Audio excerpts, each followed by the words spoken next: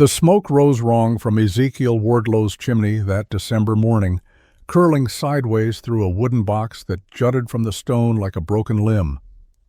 Every trapper within 10 miles had called it madness, but when the blizzard hit and temperatures dropped to 40 below, only one cabin in the Montana high country stayed warm enough to keep a man alive. Before we begin, drop a comment and let us know where you're watching from, and if stories of frontier ingenuity inspire you, hit subscribe because tomorrow's tale is even more remarkable than this one. The morning of February 9th, 1837, began like most winter mornings in the high country of what would become Montana Territory. Ezekiel Wardlow woke in the darkness before dawn, breath visible in the frigid air inside the cabin he shared with Absalom Pritchard. The fire in their stone fireplace had burned down to coals during the night. Ezekiel could see frost coating the inside of the door. He estimated the temperature inside the cabin at perhaps 20 degrees. Outside, it was colder. Absalom was still asleep on his bunk against the far wall, wrapped in buffalo robes and wool blankets. Ezekiel rose quietly, added wood to the coals, and blew gently until flames appeared. Within minutes, the fire was burning properly, but the warmth it provided barely extended 6 feet from the hearth. The cabin measured 16 feet by 20 feet. Most of the interior remained bitterly cold. This was normal for frontier cabins in deep winter. Trappers accepted it as the price of mountain life.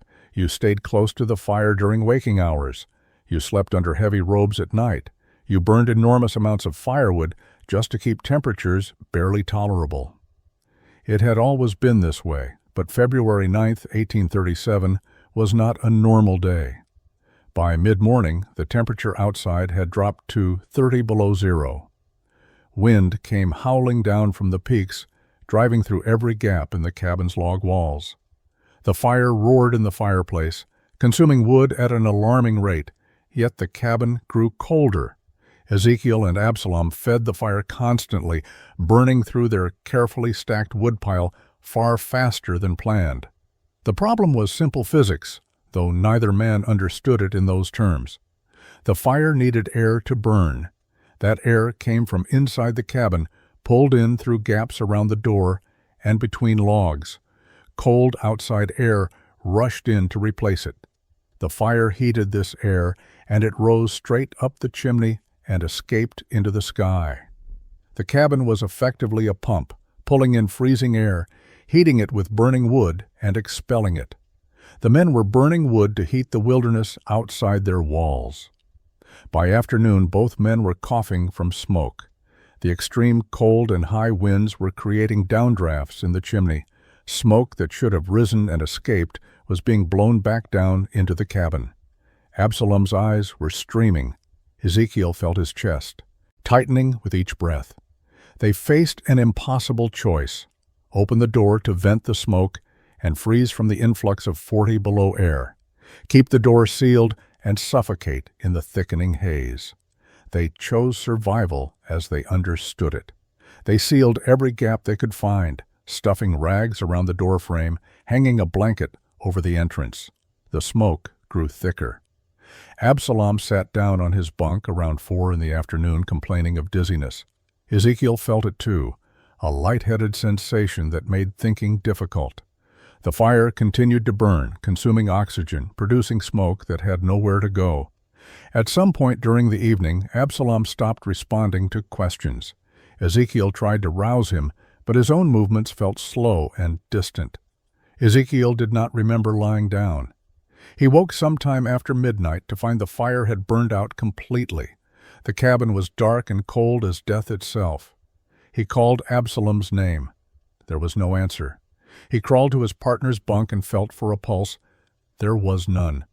Absalom Pritchard had died breathing smoke in a sealed cabin while a fire burned 6 feet away. Ezekiel buried Absalom on a hillside overlooking the creek where they had trapped beaver for 3 seasons. The ground was frozen 18 inches down. It took him 2 days of building fires on the burial site to soften the earth enough to dig. He marked the grave with stones and returned to the cabin alone. Most men would have mourned and moved on. Ezekiel could not. He sat in the empty cabin and reconstructed what had happened. Absalom had not died from cold. He had died from smoke while sitting next to a fire that was supposed to keep him alive. The fire itself had killed him. That fact gnawed at Ezekiel through the remaining weeks of winter. He began studying their cabin with new attention.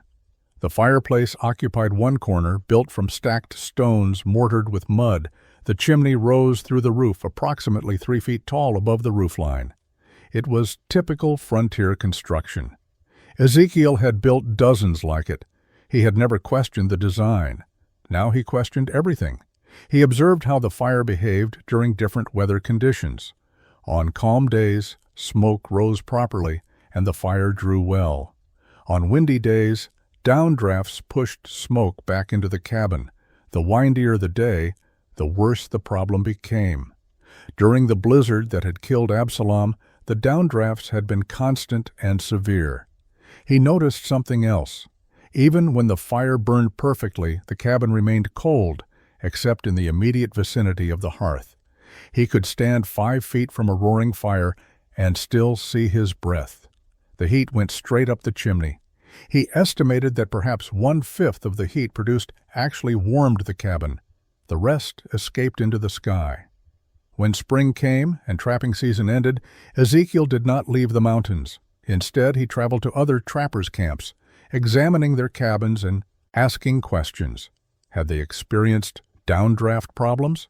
Yes, frequently during storms. Did their cabins stay warm in winter? No, they burned enormous amounts of wood and still froze. Had anyone died from smoke? 3 men that Ezekiel could confirm, probably more.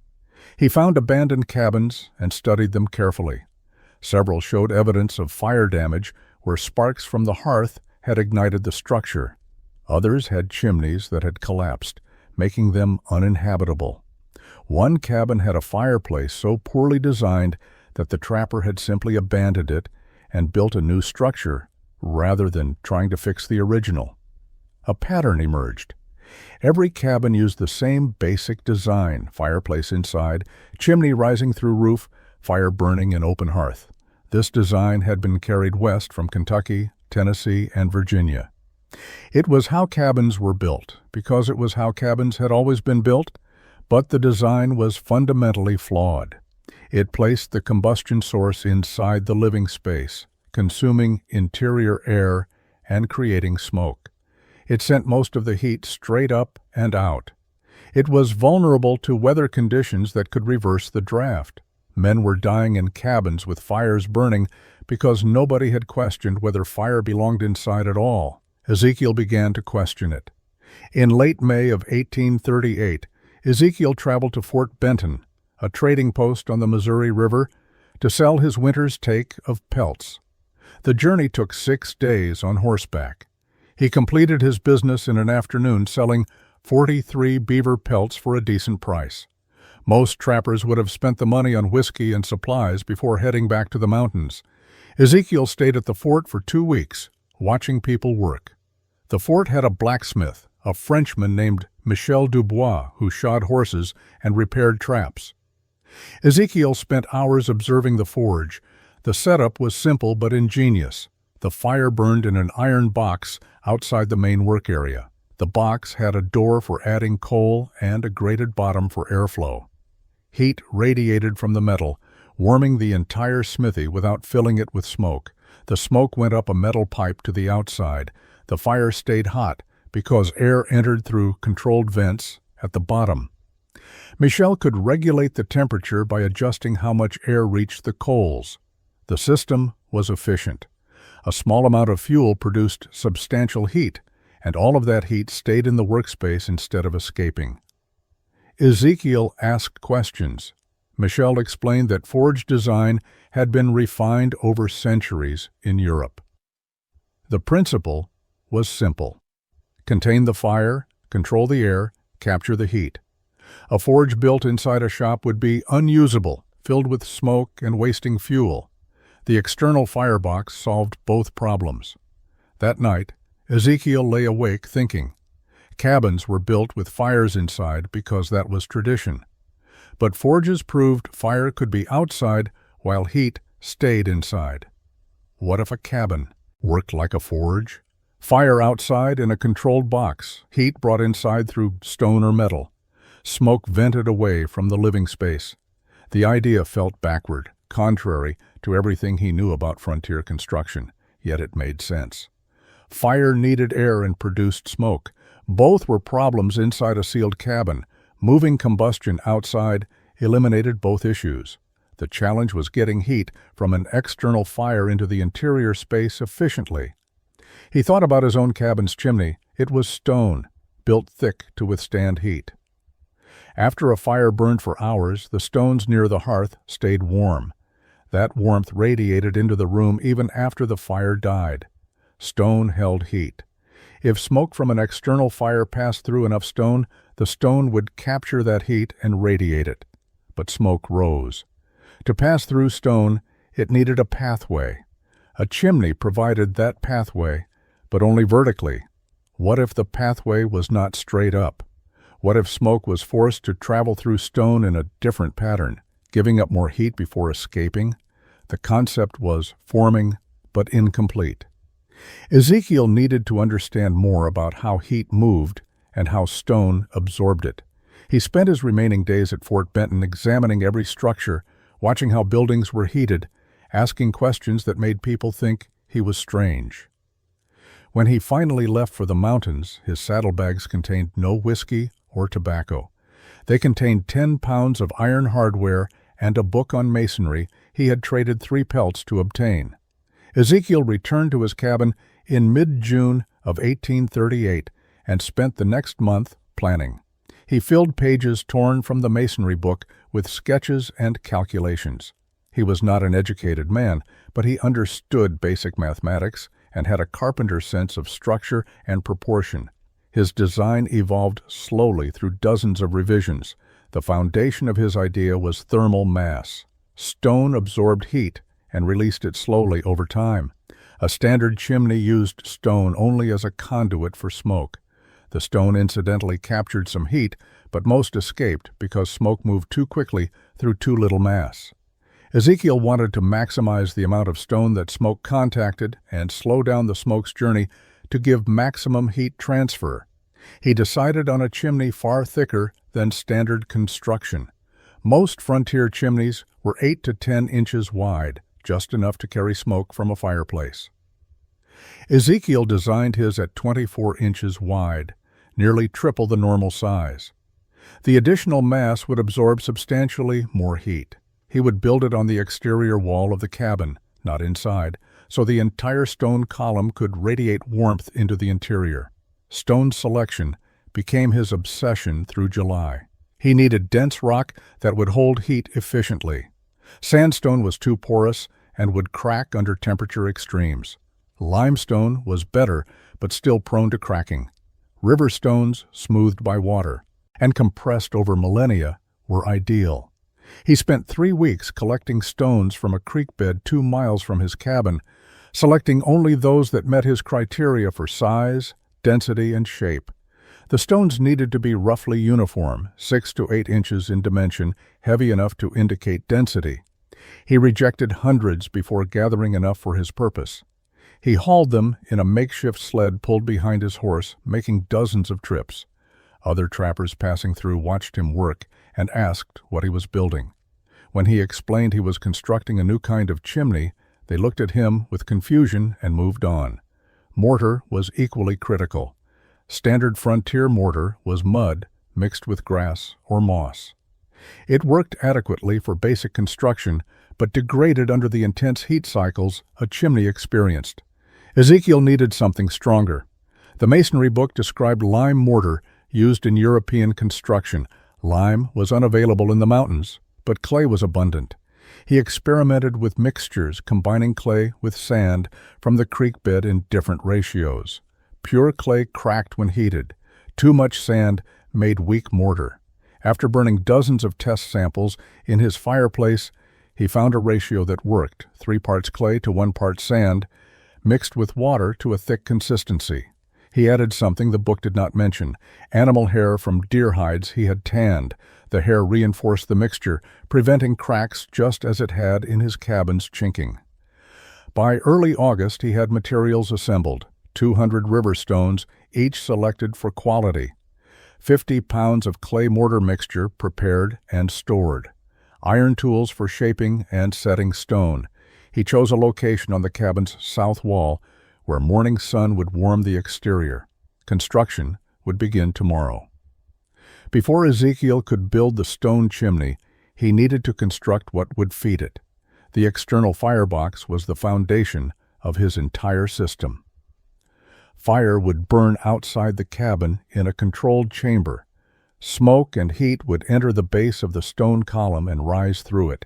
The challenge was building a firebox that could withstand constant high temperatures while maintaining efficient draft and allowing easy operation.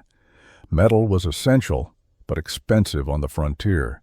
Ezekiel had brought back iron strapping and hinges from Fort Benton. He needed more. In late August, he traveled to a smaller trading post 30 miles south, where a man named Pickett sold salvaged metal from abandoned wagons and equipment. Ezekiel bought 20 pounds of flat iron pieces and 2 sections of stovepipe for what remained of his spring trapping profits. He built the firebox over 10 days in early September. The structure measured 2 feet wide, 3 feet deep, and 2 feet tall. He used flat stones for the base and sides, mortared with his clay mixture.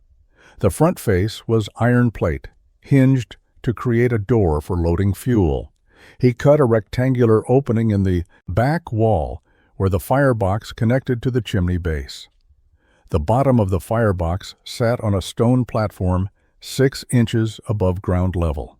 Beneath this platform, he created an air channel. Cold air entered through a gap at the front, flowed under the firebox, and rose up through an iron grate he fabricated from salvaged metal. This created forced draft. Air was pulled up through the burning fuel, then into the chimney. The system was self-regulating. Hot fire created strong draft, which pulled more air, which fed the fire. He installed a damper in the air channel, a sliding iron plate that could restrict airflow. By adjusting this damper, he could control how much air reached the fire and thus control the intensity of combustion. Wide open, the fire would burn hot and fast. Partially closed, it would burn slowly and steadily. This level of control was impossible with an open fireplace. The firebox door included a small viewing port covered with a metal slide. He could check the fire without opening the door and losing heat. Below the grate, he built an ash drawer that could be pulled out for cleaning without disturbing the fire above. Every detail focused on efficiency and ease of operation. Testing the firebox in isolation took 3 days. He built fires of varying sizes and observed behavior. The draft worked perfectly. Smoke did not escape from the front door when properly sealed. The stone walls grew hot, but did not crack. The iron door glowed red during intense fires, but held its shape. Ash accumulated in the drawer as designed. The external firebox was complete and functional. It would burn wood efficiently, create minimal smoke spillage, and most importantly, keep all combustion outside the living space. Now he could build the stone column that would capture the heat this fire produced and deliver it into his cabin. Construction of the chimney itself would begin the following week.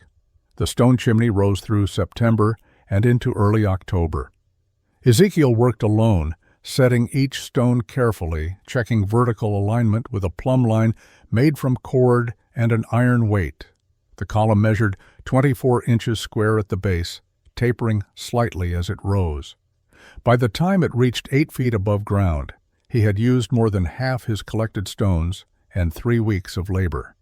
At this height, he did something no other trapper had attempted. Instead of continuing the stone column straight up to clear the roofline, he began constructing a horizontal chamber that would project outward from the chimney face and extend through the cabin roof into the interior. The chamber was built from wood, not stone. He selected tight-grained pine logs and split them into thick planks using wedges and a mallet Each plank was 3 inches thick, fitted together using tongue and groove joints he cut by hand with a saw and chisel. The chamber measured 4 feet long, 2 feet wide, and 18 inches tall. The front face, which would be visible from outside, he shaped into a small gable structure that resembled a miniature house front. Other trappers began visiting to watch this strange construction. Hiram Cathy rode over from his camp 12 miles west and stood staring at the wooden box jutting from the chimney. "What in hell is that supposed to be?" he asked. "Heat trap," Ezekiel said, continuing his work. "Chimney's built wrong," Hiram said. "Smoke goes up, not sideways." "Smoke goes where you make it go," Ezekiel replied. Word spread through the scattered trapping community. Josiah Tackett stopped by and called it the craziest thing he had seen in 20 years of mountain life. Asa Kilgore suggested Ezekiel had spent too much time alone and offered to help him build a proper chimney. Ezekiel declined and continued working. The interior of the wooden chamber was his secret advantage. He lined it completely with a half-inch layer of clay mixed with sand and pulverized stone dust. This clay lining would protect the wood from the heat of smoke passing through. Behind the clay, against the wood itself, he pressed a layer of thin stone pieces, creating a thermal barrier. The chamber would get hot, but not hot enough to ignite the wood. The chamber connected to the stone chimney column through a rectangular opening. Smoke rising through the column would be forced to enter the chamber, travel horizontally through its length, then exit and continue upward. This horizontal journey would slow the smoke and force it against the clay and stone surfaces, which would absorb heat.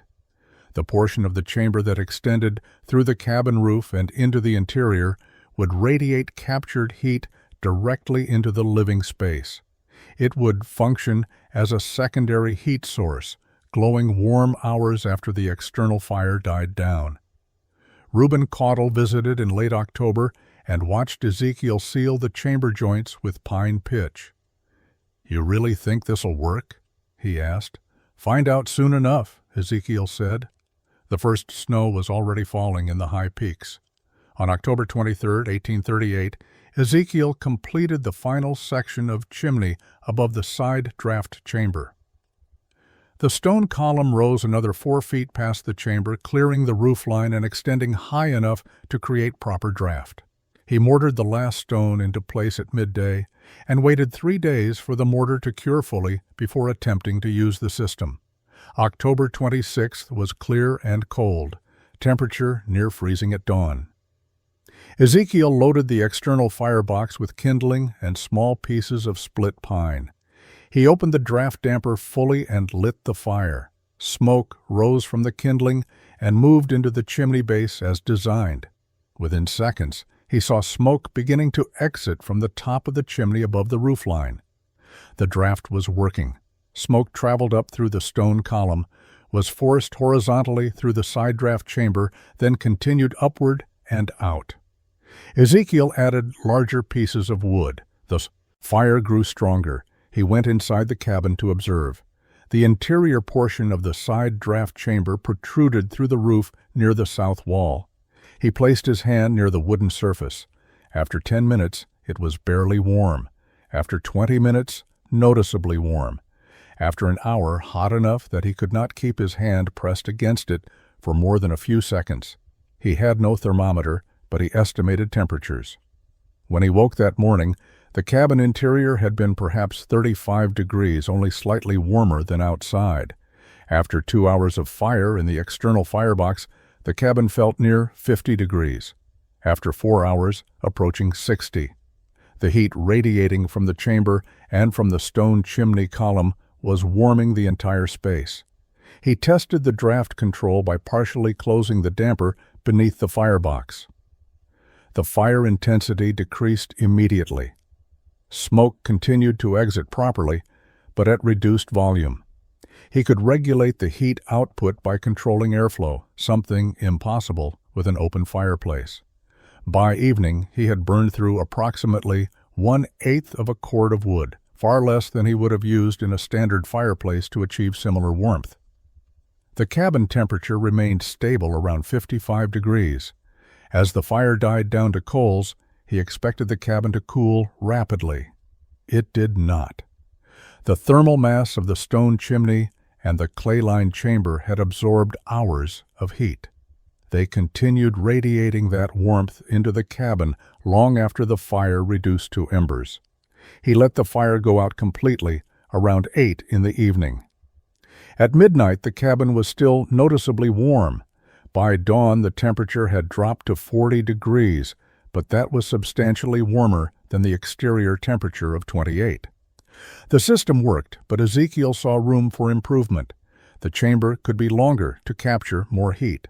The stone column could be thicker at the base where smoke was hottest. He spent the next 3 weeks making adjustments, adding clay lining, repositioning the draft damper, testing different burning rates. By mid-November, the system was optimized. Winter could come. December arrived with light snow and falling temperatures.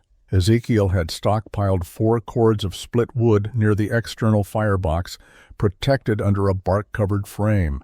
His neighbors had stockpiled far more. Josiah Tackett had 8 cords stacked beside his cabin. Hiram Cathy had 10. They would need every piece of it. Standard frontier cabins were brutally inefficient in deep winter. Fires burned continuously, consuming enormous amounts of fuel while barely keeping interiors above freezing. Trappers accepted this as unavoidable. You either burned wood constantly or you froze. There was no middle option, or so they believed. Ezekiel's system had changed his understanding of what was possible. Throughout November, he had maintained comfortable interior temperatures while burning a fraction of the wood his neighbors used. On a typical winter day, he burned perhaps 1/4 cord. His neighbors burned half a cord or more for inferior results. The difference was dramatic, but words could not convince skeptics. Only extreme conditions would prove the system's worth. Those conditions arrived on December 8, 1838. The temperature dropped throughout the day, falling from 20 degrees at dawn to 0 by afternoon. Wind began building from the northwest, steady and bitter. By evening, snow was falling heavily, driven horizontal by gusts that shook the cabin walls. Ezekiel checked his wood supply and banked a steady fire in the external firebox. The wind did not matter to his system. The firebox was protected by its own stone walls. The chimney was tall and heavy enough that wind could not disrupt the draft. Inside, the cabin stayed warm. He estimated 60 degrees, comfortable enough to sit without heavy furs. 2 miles east, Josiah Tackett was fighting to keep his fire burning. Wind was creating downdrafts in his chimney, blowing smoke back into the cabin.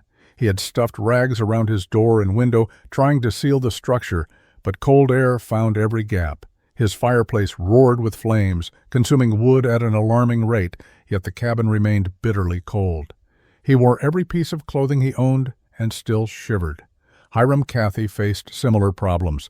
His fire burned hot, but the heat went straight up the chimney while freezing air poured in around his door. He was burning through his woodpile faster than anticipated. If the storm lasted more than 2 days, he would run short. Reuben Caudle had the worst situation. His cabin was older, gaps between logs poorly chinked. Wind drove through the walls as if they were not there. His fire produced as much smoke inside as outside due to constant downdrafts. He had already burned a full cord since morning and gained nothing but smoke-filled lungs and a depleted wood supply. The storm intensified through the night. Temperature continued dropping. By dawn on December 9th, it had reached 20 below zero. By noon, 30 below. The wind never stopped. Snow accumulated in drifts 6 feet deep. And the storm was just beginning. The blizzard lasted 3 days. Temperature reached 40 below zero on the second day and stayed there. Wind sustained at 40 miles per hour with gusts near 60. Snow fell continuously, visibility reduced to nothing. Men trapped in their cabins fought to stay alive. Josiah Tackett burned through 6 cords of wood in 3 days. His fireplace consumed fuel desperately while delivering almost no warmth. The downdrafts were constant. Smoke filled his cabin until he could barely see across the room. He wrapped himself in every blanket and buffalo robe he owned and huddled within 3 feet of the flames. The far side of the cabin had frost on the interior walls. He estimated the temperature inside at 20 degrees despite a fire that never went out. On the 3rd day, his wood supply ran out. He began burning his furniture. The table went into the flames, then a chair, then the frame of his bunk. The temperature inside dropped to 10 degrees. Josiah knew he was dying. He wrapped himself in robes and lay on the floor near the fire, conserving what warmth remained in his body. He later said he felt himself slipping away, thought of Absalom Pritchard, and understood how easy it was to die with fire burning nearby. Hiram Cathy survived by burning 8 cords and never sleeping. Every time he dozed, the fire would diminish and cold would invade. He forced himself to stay awake, feeding wood constantly, maintaining flames through sheer stubborn effort. His hands were blistered from handling wood. His lungs ached from smoke. When the storm finally ended, he had half a cord remaining and looked 10 years older. Reuben Caudle nearly died. His cabin filled with smoke on the 2nd day. He could not breathe inside, could not survive outside. He chose suffocation over freezing, sealing the door and collapsing on his bunk. He woke on the 3rd day, somehow still alive, fire burned to ash, cabin temperature below 0.